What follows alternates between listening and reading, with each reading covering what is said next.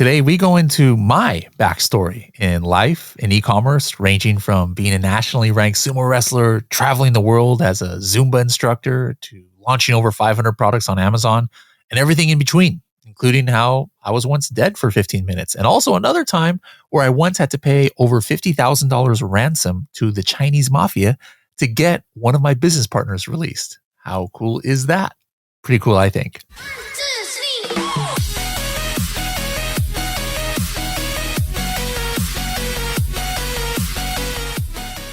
Hello, everybody, and welcome to another episode of the Serious Sellers Podcast by Helium. I'm your host, Bradley Sutton, and this is the show that's a completely BS-free, organic conversation about serious strategies, serious sellers of any level in the e-commerce world. And this is our first episode into our new format, where here on the Serious Sellers Podcast, we only have one episode a week, and it's going to be with a seller or a brand. Sometimes we might have on somebody maybe from like Amazon or TikTok, but no more like, like service providers or people, pitching their courses or their services. Nothing wrong with that. Like we still are going to have these people on our podcast, but that's going to be saved for our more educational podcasts on the AM/PM podcast. So if you guys are not subscribed to the AM/PM podcast, make sure to subscribe now, because you're still going to get a lot of like educational videos, even about Helium 10. I'll be on the AM/PM podcast a lot too. Whatever you're watching this on, just go type AM/PM podcast.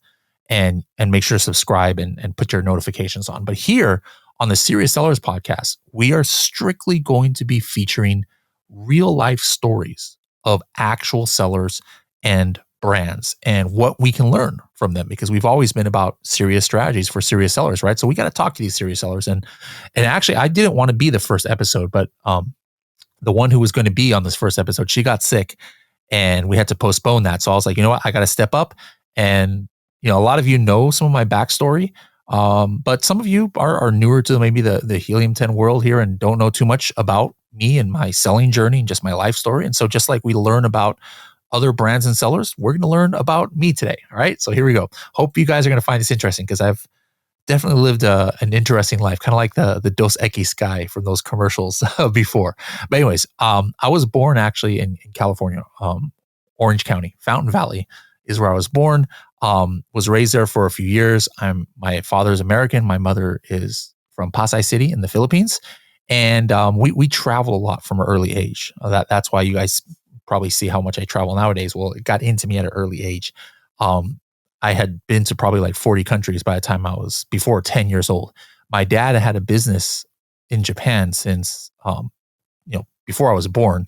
And so we would travel there a lot, and even lived there for a few years. When I was like 9, 10, 11 years old, I lived in Japan. One thing that kind of like brings us to the current times that I can trace back to when I was a child was I was doing public speaking a lot from an early age. So like from the age of like 4, I was, speaking at church and different things in front of like 100 people or more, English, later Spanish, even Japanese for a time. And so that was one of my skills I honed early on. And that's probably why I feel comfortable being on stage now or doing podcasts and things like that. So shout out to my parents for helping me, to do that at an early age. School, I went here in California, to like elementary, junior high, and high school. But upon graduation, I didn't go directly into college. I actually was, while I was still in high school, going to like a junior college. And so I actually had an AA degree already by the time I graduated high school. I say Japanese and international business. But upon graduating high school, even though I was like your typical Asian nerd, 4.7 GPA, I think I had like 1250 or something on my SATs, and complete straight A student, didn't do any sports, nothing like that, just all about the books. You would think somebody like that goes directly to college, but my family was never like, no, like you need to go to college in order to be successful. They actually encouraged me not to, go to like a 4-year university at the time. And so what I did actually when I graduated high school, I already had like my AA degree from when I was in high school and going to the junior college. I moved to New York about a year after. I did about a year where I was like a volunteer, kind of like, not really missionary, I don't know how you would call it, like a minister kind of thing. And then I moved to New York to like where religious headquarters office was in Brooklyn. And I lived and volunteered there for about 2 years. Really wasn't making money, but all my expenses were covered. And I was working just like in like a building services department, something completely different, but it was fun, and it was nice to live in the city. And then I moved back to California when I was like 21. Got married at the time and already had a kid. That's why my kids are so old. They're 21 and 24 now. But at that time, that's when I first started getting into the entrepreneurial world. I first started working like as an executive assistant, which is like a secretary for like the corporate headquarters of Hot Dog on a Stick. But then from there, while I was working there, I started this side business. And here's the thing, this is how my entrepreneurial brain was always working. And this applies. A lot of what I'm talking about today, guys, is going to apply to the Amazon world and e-commerce and even the things that don't necessarily directly have to do with e-commerce. It's like a mindset. We're going to talk about mindset a lot in this episode. But anyways, this was around the time when the first Fast and Furious movie came out and everybody was like fixing up their cars. Me, I've always liked to be different. And so I didn't want like a muscle car, like an American car that some people were doing. And I also didn't want to have what everybody else had, which was like Fast and Furious car, the Hondas and Toyotas and Nissans. I like Nissans and stuff.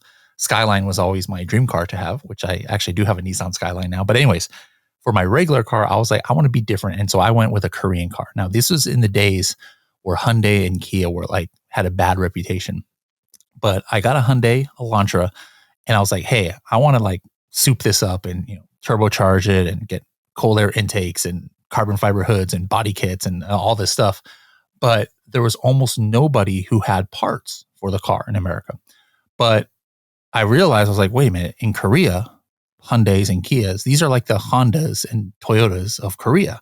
And so there's got to be, companies that have parts over there. And sure enough, I found a couple of companies who were willing to export, like body kits and stuff like that to the United States. And I ordered some stuff and immediately I was like, wait a minute, there's opportunity here. So this is where my entrepreneurial brain was working as a, 20-year-old. And I was like, wait a minute, this is taking months to ship. It's super expensive. And, people don't trust companies that are based outside of the country, sending money overseas and things like that. So I was like, maybe I can partner with this guy. So I emailed that guy. This company still exists, by the way. It's called Shark Racing.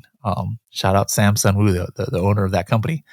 But I emailed him. I was like, hey, I've been ordering some stuff from you. This is cool, but we should partner up because I think you could go a lot bigger if you had like a presence here in the United States, a warehouse.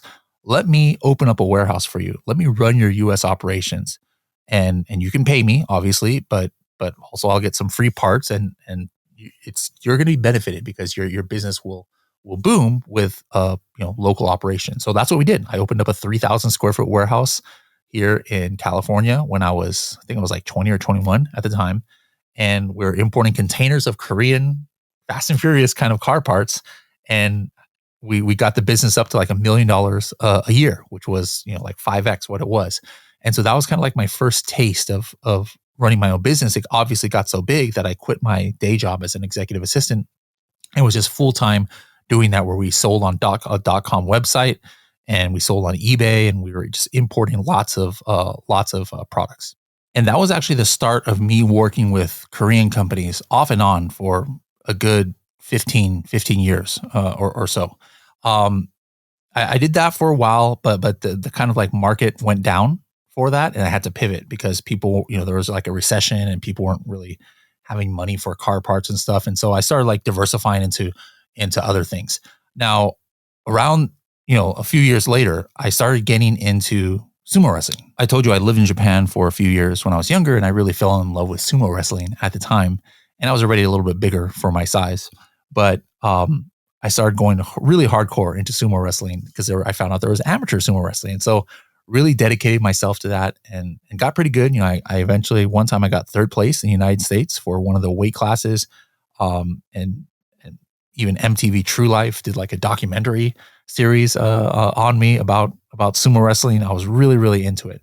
What happened though was like I would maintain my weight higher, which ironically I'm back at that weight now, but it wasn't very healthy for me. And so I had to lose a lot of weight. And what I found to do that I liked to lose weight was doing Zumba fitness. I was like, I don't like being on a treadmill. I don't like going to the gym, but I went to the gym once and I looked into this fitness room. And I was like, wow, what's this cool music that everybody is dancing to? And I was like, hey, this is pretty cool. Let me start doing it. I was like in a room with 50 beautiful women and like a couple dudes. I was like, this is a good ratio for me. And so I was like, let's do this Zumba thing. And so I started doing that and lost like 70 pounds in just a few months. And then became an instructor in that. And here's another part of the entrepreneurial thing is I always want to think about, all right, how can I make this work for me? Or can I make money off of this? Can I take being unique and actually profit off of it? At the same time while helping people. And to me, that's like the ultimate job. And that's been something that's a theme throughout my life is I try and have these jobs where it's so fun that I would literally pay to do it, even if I wasn't being paid to do it. So like Zumba, for example, I used to pay to do Zumba. And now I was like, hey, I'm entering a world where I can be paid and where it's a job where I'm like changing people's lives for the better. And Zumba was that. Like I was, as an instructor, I was like, hey, I can help people get healthy like me and lose weight. And to me, that's like the most fulfilling job I could have. And Helium 10 kind of like became that for me, later on, where something I used to pay to do, I was being paid to now use and helping people change their lives for the better by helping them start businesses. So lightning kind of struck twice. But anyways, that was kind of like my motto in life is how can I have a job that is so fun it doesn't feel like work, that I literally would even pay to do it, let alone be paid to do it and change people's lives. So anyways, I became a Zumba instructor and I was thinking I would learn routines from like these YouTube Zumba personalities. And I was thinking, I was like, you know what? These guys, I might never know who they are if I saw them on the street or if I went to a Zumba conference or convention. Like they would just be like any random instructor. I don't even remember a lot of their names and stuff. So I was like, I want to start being a YouTube Zumba instructor to get my name out there. But how do I make myself known? And so what I did was I created this character, which was called Crazy Sock TV. And I would wear like one crazy sock on one leg and I would wear one crazy sock on one arm and then made that my personality where people didn't remember the name Bradley. But that YouTube channel blew up. I had like 30 million views on there, which, that was like 15 years ago. Today, that would be like 300 million views or even more. But I was never a good dancer. And I'm going to talk a little bit about this in a second about how this can be applied. This mentality can be applied to e-commerce. But I took like a weakness and I made it a positive. Like my weakness was I wasn't a great dancer. I was decent, but I took that and made myself like resonate with people more because instead of like being in awe of this like professionally trained dancer who is doing moves that they could never do, they would see this like ex-sumo wrestler, regular dude and be like, hey, I relate to this guy. So anyways, I leveled that up, had millions of views. People would fly me all over the world to do classes and stuff. And that was fun, for a while doing the Zumba fitness. Now around that time too, I pivoted away in my professional career. And this is like mid 2010s where I started working for, again, some of those Korean companies I was attached to, a phone case company out of Korea. And they started to sell on Amazon, right? So this is like 2014, 2015, and really got heavy into that. This was like right around the time people were just really starting to make money hand over fist. And these guys that I was working with, they didn't know anything about what they were doing, but they just kind of like stumbled into ridiculous success.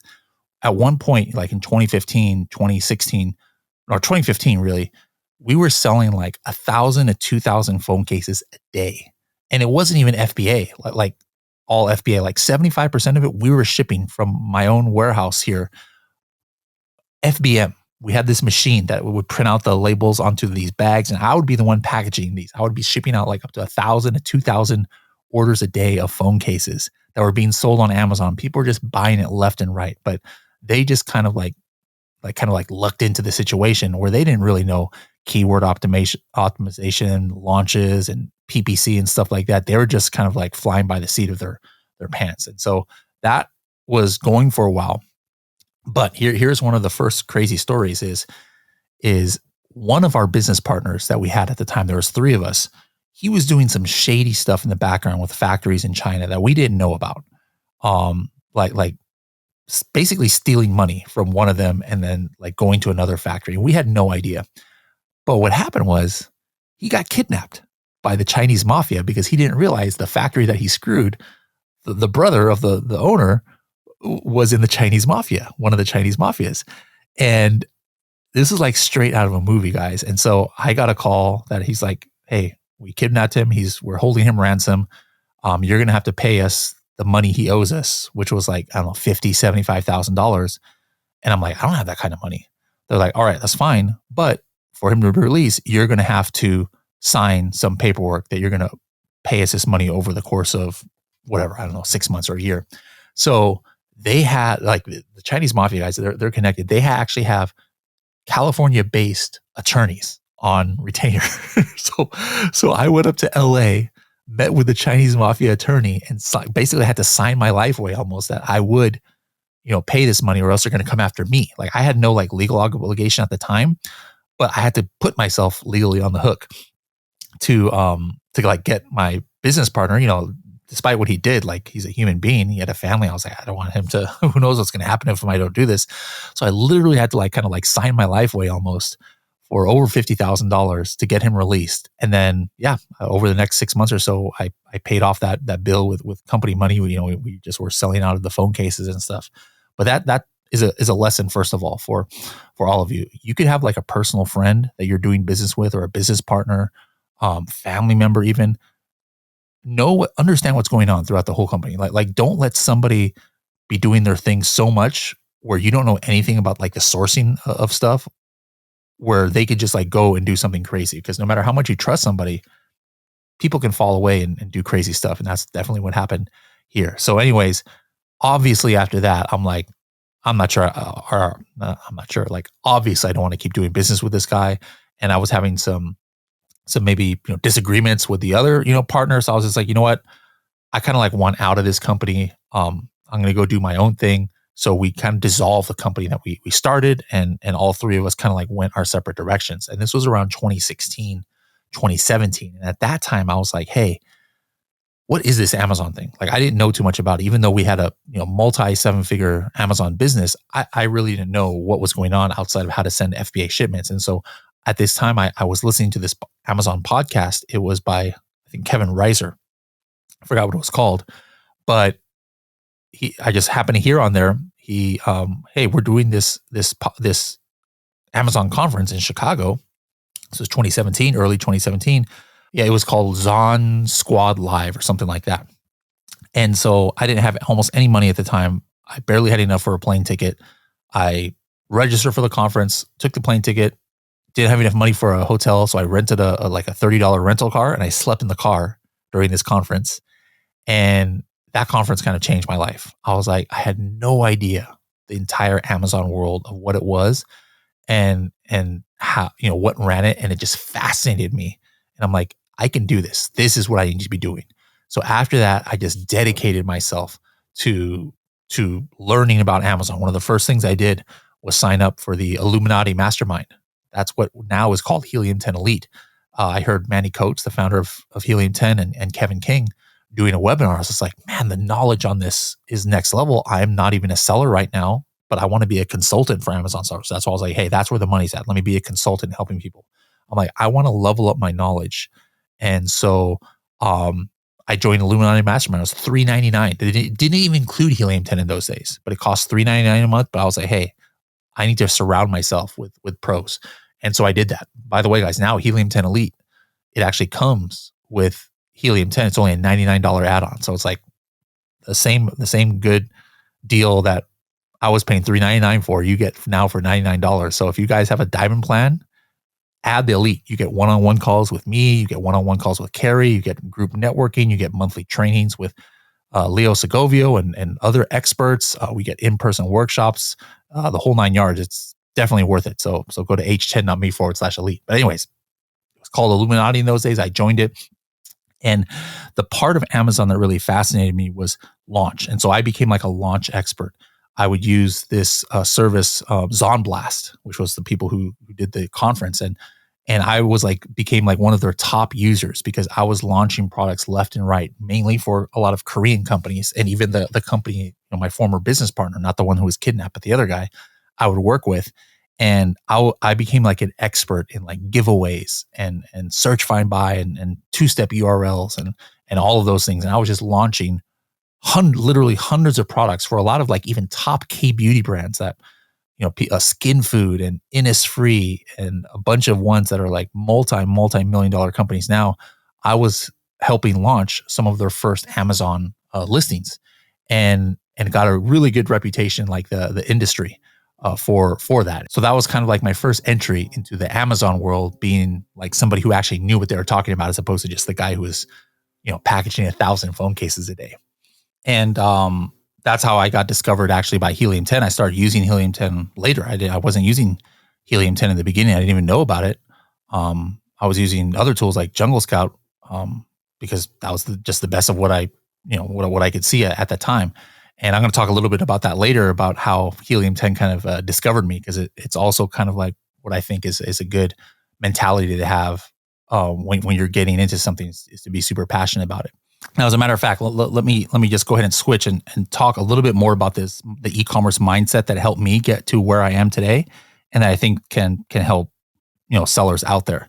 And so the first thing I want to talk about is, I call this like kind of like a Maldives mindset, right? It's just a name I made up. And the first step is like really develop a passion and a love for the game. Like that was what I did when I was into the Fast and Furious cars, and like I had a passion for it, and I was able to start a successful business because of it. Well, like I said, I became super passionate about a certain aspect. I didn't want to be like a jack of all trades in Amazon, but I was like, let me be a super passionate expert about launches. And so you can see some of these posts I would do in Facebook groups. Like here's one I did in 2017 in the Zonblast group, where I was talking about different launch success stories that I had. This is almost like 10 years ago now.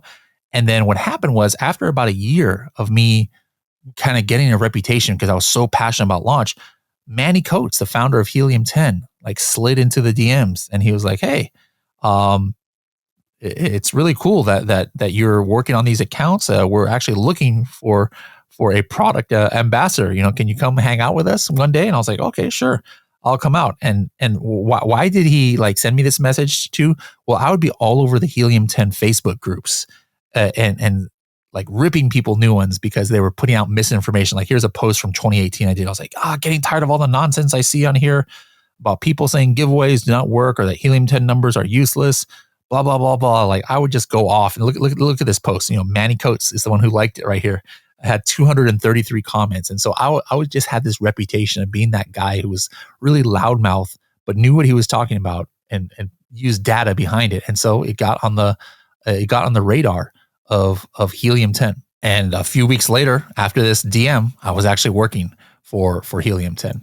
Now, like I said, the story is getting passionate about the game itself. I was passionate about launch, but then even when I started selling on Amazon, I became passionate about certain aspects of it. This is a couple of the products, was one of the first that we launched with Project X, like a coffin shelf and an egg tray, like two things I don't care about at all. Like I'm not a spooky person. It's kind of like morbid to me to make coffin shelves. I don't even like eggs. Like eggs literally make me sick. And here I am making a product about eggs. But I became passionate about these products, like became obsessed with, hey, what would somebody who wants this kind of product use it for? What would they like about it? And so that is so important, guys. When you're launching products, even if you don't have an original passion about it, like I did about Korean car parts and stuff, you've got to make yourself passionate about it after the fact, because that's when you're going to be able to do good things. The next thing I like to talk about is on this Maldives mindset is use your pre-existing assets or skills. All of us have something that gives us a leg up on from other people. All right. For me, like I said, from an early age, when I was young, I was doing public speaking. And then so I took that and then became, like now I'm doing podcasts and speaking on stage. I use my son as an example. He's my height, 6'2", and wasn't great at basketball at the time. But then he was like, hey, how can I use my height as an advantage? And that transformed his game, and he became one of the top basketball players in San Diego. And so, we all have different things that we are good at. one thing I had was a warehouse. I had a house that had a warehouse. And that was what I used in order to join up with those Korean guys. And they kind of like took over my house and like, hey, not anybody can just have a warehouse that's like almost for free. And so, we were able to turn that into like a business opportunity for me. Everybody has something that is not common, that not everybody has. Use those things to your advantage in work. And another thing that's kind of like more unique, I think, is turn your weaknesses into strengths. All right. So what do I mean by that? Some of my weaknesses, I told you before, I was not a great dancer, but that's could be seen as a weakness. But no, I turned that into a strength. I turned the fact that I wasn't a professionally trained dancer into a character that people could resonate more with, even more than the professionally trained dancer. I mean, you can't imagine how the professional Zumba instructors got so mad at me that I was so popular, even though like they were 10 times as good a dancer as me. But, I just resonated with people. When I was doing sumo wrestling, it's actually a disadvantage to be so tall, actually. But I would use my advantage of having longer reach to like keep people away from me, like just little things like that. I turn weaknesses into positives. While I have a lot of speaking experience, I'm not like a super clean speaker. Like sometimes I'll stutter and things like that. Instead of that being like something that was a weakness, I turn that into a positive. You see what the whole concept of the Serious Sellers podcast is, how I say it's, hey, this is a organic conversation, that we have. And so like, I think it works, even though I'm not like, oh my God, the most eloquent person in the world. Again, I took a weakness and turned it into a positive. Hey, we're just regular people here having conversations about selling on Amazon, right? Here's a funny one that you guys probably don't realize. Like I've got this like super nappy hair, like very messy hair that never wants to comb. So for me, it's actually easier to wear hats so I don't have to comb my hair and I look presentable. But now that almost became like my like go-to persona in the Amazon world. Everybody knows me for that guy who wears a lot of crazy hats. So even something small, that's another weakness, I was able to turn into a positive. And so what about you? Do you have weaknesses? Like are you more of a people person instead of a number person? Or you know what? Guess what? You might have an advantage over the typical analytical person because you're going to be able to understand your customer avatar. Here, I have pictured here like coffin shelf that I was selling.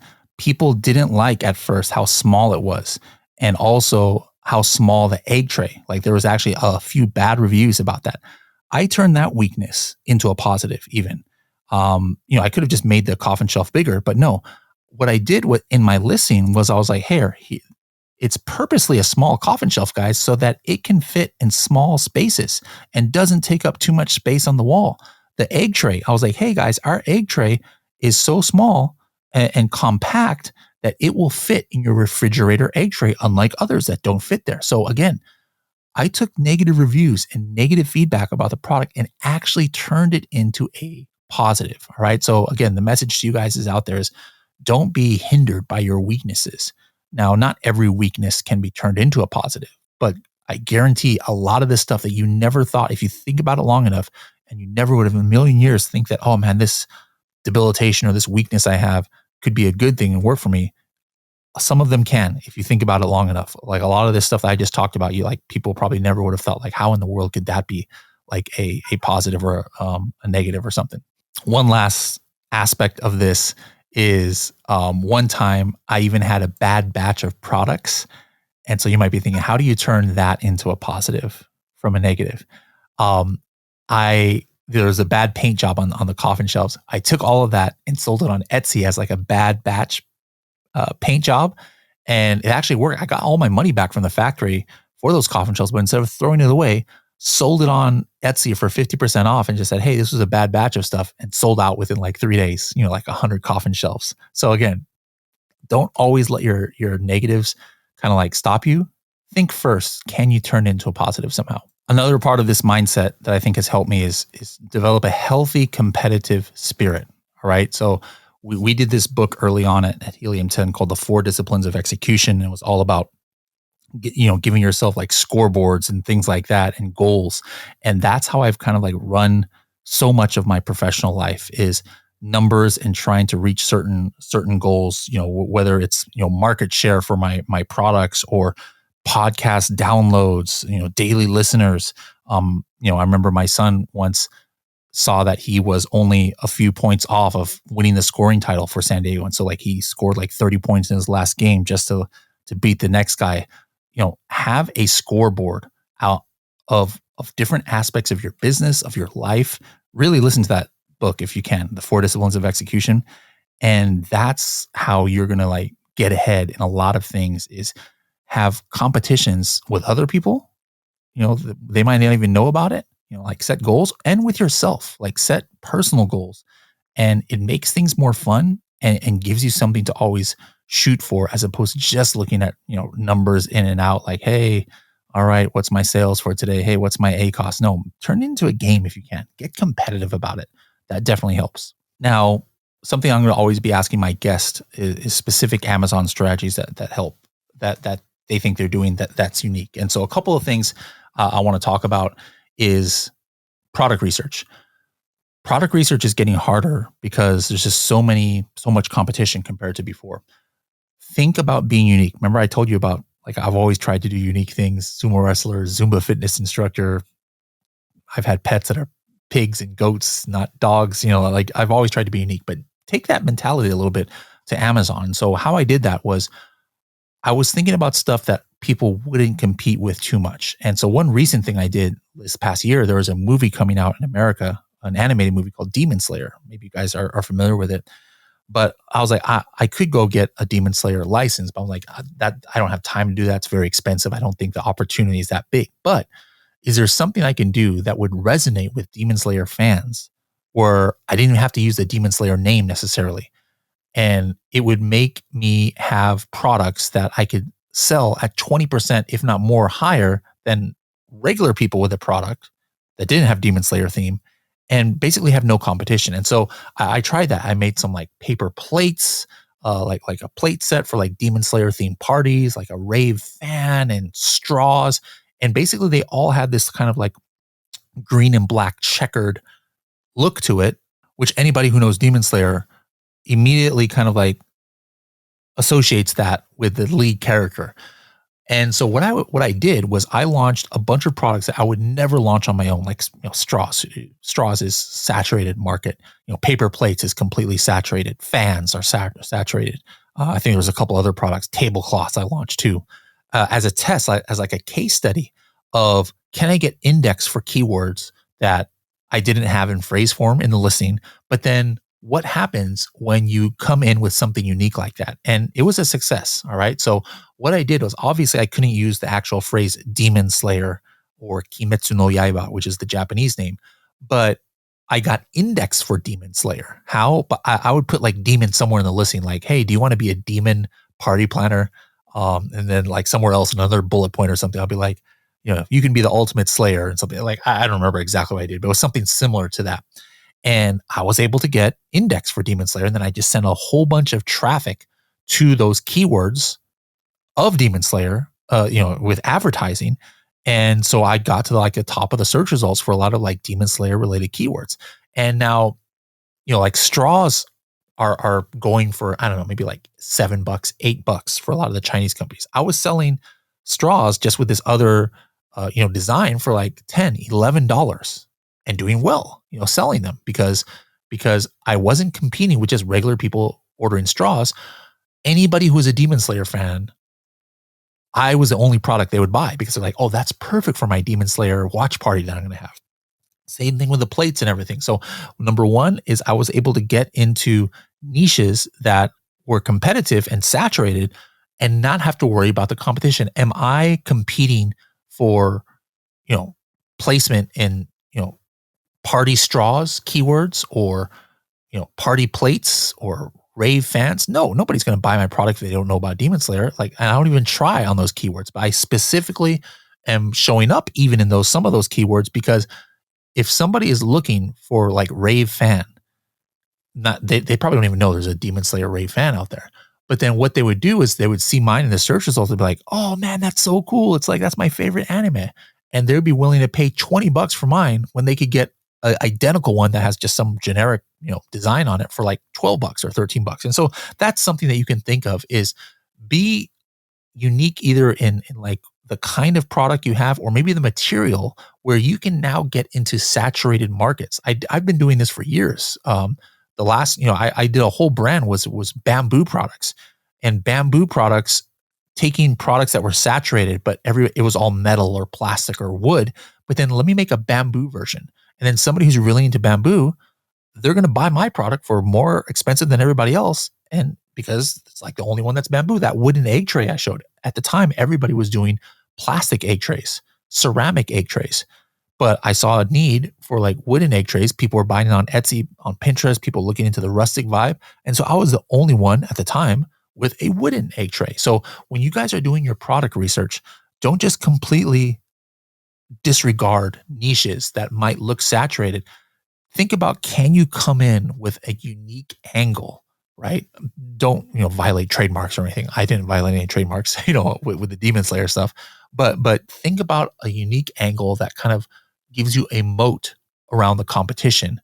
And that has been probably like 20% of my product launches in the last, 3 or 4 years have been all of that angle where I'm going into saturated niches, but with something unique where I don't have to worry about the main competition. Another thing you can do is look for products that have gone out of stock. In Helium 10 with Black Box and like the brand analytics tool, you could look for products or you could track products where they might have been popping off like 6 months ago or a year ago or 2 years ago, but now you notice they're out of stock. Like you can upload lists of top selling products from before and then cross-check it in Black Box and look at the sales and say, oh, wow, these products got banned for some reason, like the seller got suspended or they just ran out of stock or something. And that's another thing that I've been doing. And I'm actually going to be launching something on Project X account, a coffin makeup shelf. A year ago, there was a coffin makeup shelf that for like 2 or 3 years was dominating. It was like outselling our coffin shelf like 5-1. It's something completely different than a regular coffin shelf. It's shaped like a coffin, but it was for makeup.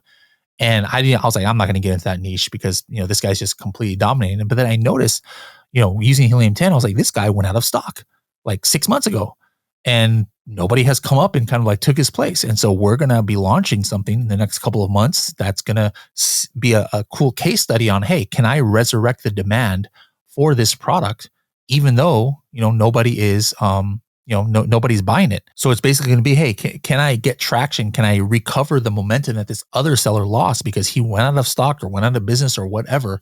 And so that's another kind of way to get back in, is like look for products where the top sellers, they have stopped selling for whatever reason and try and go after their old market. Now, obviously you need Helium 10 for that, shameless plug, but it just is what it is. Helium 10 is the only tool where you can have the kind of time machine to go back and look at what was selling in brand analytics. The only tool where you can go back and see what somebody was selling. The only tool where you can use the Cerebro historical, where I can go back and see what exactly were the keywords that this coffin makeup shelf was getting sales from way back in the day. So that's another strategy that I think is somewhat unique that I've been using a lot. Overall, on Amazon, I've been selling. I just started selling when I started at Helium 10, like back in 2019. I've dabbled in arbitrage and wholesale and drop shipping, but overall, I've sold about $5 million on Amazon. Not too much, but I'm kind of a one-man show, and obviously Helium 10 is my day job, and so really learned a lot from my selling. And I know I run my business a little bit different. I'm not really doing it for profit because I don't have the time to like dedicate to do everything I should be doing it, but I do it for the fun of it. And, so I can provide a job for my kids. They've been working in my warehouse since they were like teenagers or preteens even.